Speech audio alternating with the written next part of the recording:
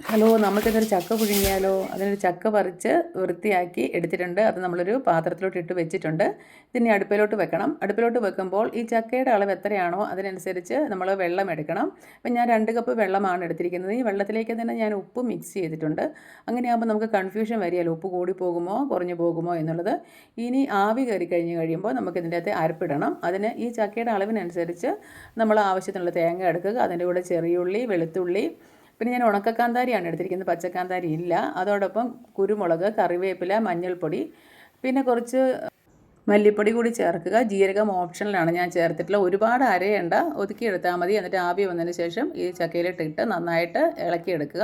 ഇനി കുറച്ചും കൂടെ ടേസ്റ്റ് കിട്ടണമെന്നുണ്ടെങ്കിൽ ഒരു ചീനച്ചട്ടിയിലേക്ക് എണ്ണയും കടുകും കറിവേപ്പിലയും മുളകും ഒക്കെ ഇട്ട് നന്നായിട്ട് മൂത്തതിന് ശേഷം ഈ ചക്ക ഒന്നും കൂടി ഇട്ട് ഇളക്കിയെടുക്കുകയാണെങ്കിൽ നല്ല ടേസ്റ്റി ആയിട്ടുള്ള ചക്കപ്പുഴുക്ക് റെഡിയായിട്ട് കിട്ടും.